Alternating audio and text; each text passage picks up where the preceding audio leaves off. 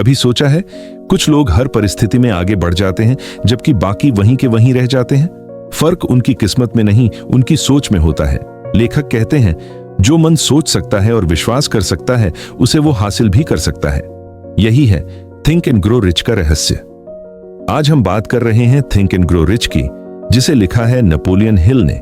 एक ऐसी किताब जो हमें यह समझाती है कि धन सिर्फ मेहनत से नहीं बल्कि सही मानसिकता से पैदा होता है। यह किताब बताती है कि सफलता एक विज्ञान है और उसका पहला नियम है सोच की ताकत पर विश्वास। इस किताब को लिखने से पहले लेखक ने 20 साल तक दुनिया के सबसे सफल लोगों का अध्ययन किया। Andrew Carnegie, Thomas Edison, Henry Ford और कई अन्य लोगों से बातचीत की। उन्होंने पाया कि हर सफल व्यक्ति के भीतर कुछ समान सिद्धांत काम करते हैं और वही सिद्धांत इस किताब का आधार बने, द फिलॉसफी ऑफ अचीवमेंट। लेखक कहते हैं कि सफलता की यात्रा एक विचार से शुरू होती है। जब तुम किसी लक्ष्य को पूरी आस्था से सोचते हो तो तुम्हारा सबकॉन्शियस माइंड उस विचार को वास्तविकता में बदलने के लिए काम करने लगता है। इसलिए पहला कदम है डिजायर, यानी तीव्र इच्छा। बिना जलती हुई चाह के कोई भी बड़ी उपलब्धि संभव नहीं। इच्छा वह बीज है जिससे सफलता का पेड़ उगता है। लेकिन सिर्फ इच्छा काफी नहीं, उसे विश्वास, फेथ में बदलना जरूरी है। विश्वास वह अदृश्य शक्ति है जो मनुष्य के विचारों को वास्तविकता में बदल देती है। अगर तुम बार बार अपने मन में यह दोहराते हो कि मैं सफल होऊंगा, मैं सक्षम हूं, तो तुम्हारा सबकॉन्शियस इसे सच मान लेता है और तुम्हारे आसपास वैसे ही अवसर बनाने लगता है।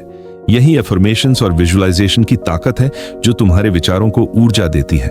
नेपोलियन हिल याद दिलाते हैं कि धन और सफलता की शुरुआत बैंक अकाउंट से नहीं बल्कि विचार से होती है। कोई भी व्यक्ति तब तक अमीर नहीं बन सकता जब तक वह खुद को भीतर से अमीर महसूस नहीं करता। इसलिए अगर तुम सच में ग्रो करना चाहते हो तो सबसे पहले अपने मन को सक्सेस के लिए तैयार करो। जैसा तुम्हारा विश्वास है वैसा ही तुम्हारा जीवन बनेगा। लेखक कहते हैं कि सिर्फ इच्छा रखना काफी नहीं है, उसे वास्तविकता में बदलने के लिए विश्वास का होना जरूरी है। फेथ वह पुल है जो सपनों को साकार दुनिया से जोड़ता है। जब मन में सच्चा विश्वास होता है तो परिस्थितियां तुम्हारे पक्ष में काम करने लगती हैं। लेकिन अगर मन में शक है तो वही शक बाधा बन जाता है। विश्वास वह अदृश्य शक्ति है जो असंभव को संभव बना देती है। हर महान उपलब्धि की शुरुआत किसी ऐसे व्यक्ति से हुई जिसने कहा, मैं कर सकता हूं। नेपोलियन हिल बताते हैं कि इस विश्वास को मजबूत करने के लिए ऑटो सजेशन, यानी आत्म सुझाव की शक्ति का इस्तेमाल करो।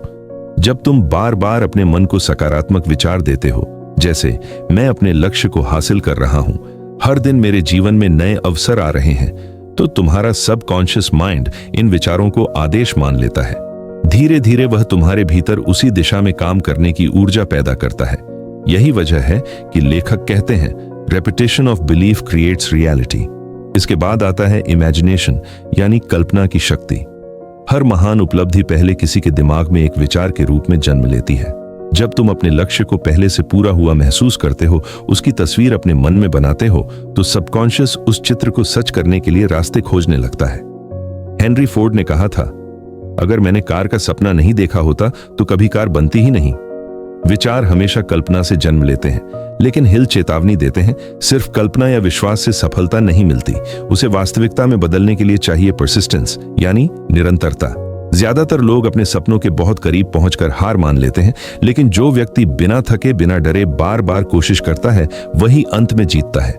लेखक कहते हैं, persistence is to success what carbon is to steel, यानी जैसे स्टील को मजबूत बनाने के लिए कार्बन जरूरी है, वैसे ही सफलता को मजबूत बनाने के लिए निरंतर प्रयास जरूरी है।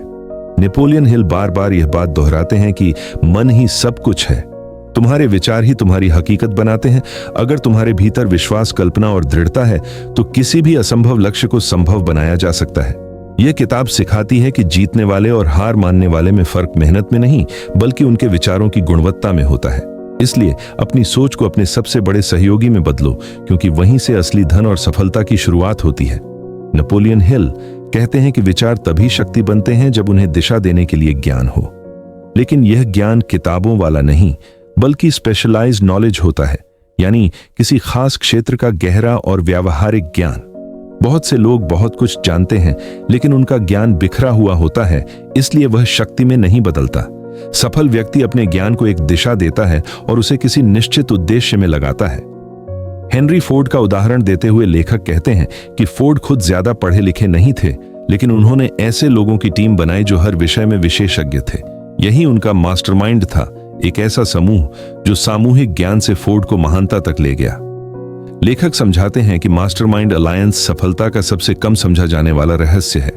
कोई भी व्यक्ति अकेले सीमित सोच रखता है, लेकिन जब दो या अधिक दिमाग एक ही लक्ष्य के लिए सोचते हैं तो वे एक तीसरी अदृश्य शक्ति बनाते हैं, कलेक्टिव इंटेलिजेंस। यही ऊर्जा नए विचार और अवसर पैदा करती है। एंड्रयू कार्नेगी ने कहा था कि उनका सारा धन इस सिद्धांत का परिणाम था, सही लोगों के साथ सही सोच का मेल। नेपोलियन हिल आगे कहते हैं कि ज्ञान और सोच तभी काम करते हैं जब उनमें निर्णय लेने की शक्ति हो।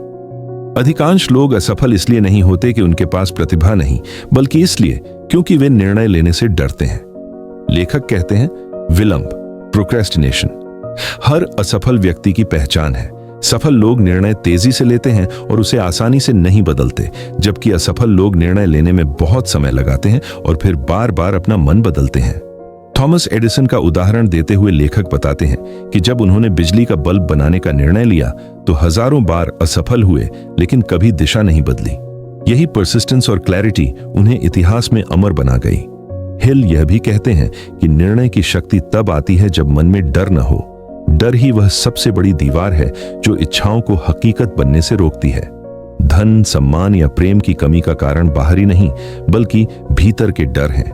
असफलता का डर, आलोचना का डर और अस्वीकृति का डर। लेखक हमें सिखाते हैं कि जब हम अपने डर को पहचान लेते हैं तभी हम उससे मुक्त हो सकते हैं। सफलता की जड़ें भीतर हैं, ज्ञान, निर्णय और सही संगत में। जब ये तीनों चीजें मिलती हैं तो जीवन की दिशा स्पष्ट हो जाती है। लेखक कहते हैं कि अकेला ज्ञान शक्ति नहीं है, बल्कि संगठित ज्ञान शक्ति बनता है। जो व्यक्ति अपने विचारों को संगठित करता है, निर्णय लेता है और सही लोगों के साथ जुड़ता है, वही अपने सपनों को हकीकत में बदलता है। यही सोच थिंक एंड ग्रो रिच की आत्मा है। सोचो, निर्णय लो और कार्य करो। नेपोलियन हिल कहते हैं कि सफलता की हर महान यात्रा कल्पना, इमेजिनेशन से शुरू होती है। यही वह कार्यशाला है जहां मनुष्य अपने सपनों को आकार देता है। हर आविष्कार, हर बड़ी उपलब्धि पहले किसी के मन में एक विचार के रूप में जन्म लेती है।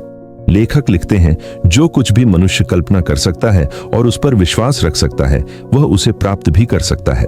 यह सिर्फ प्रेरणादायक वाक्य नहीं, बल्कि जीवन का सिद्धांत है। हिल एक प्रसिद्ध उदाहरण देते हैं एडविन सी बार्न्स का। बार्न्स एक सामान्य व्यक्ति था, लेकिन उसके भीतर एक तीव्र इच्छा थी थॉमस एडिसन के साथ काम करने की।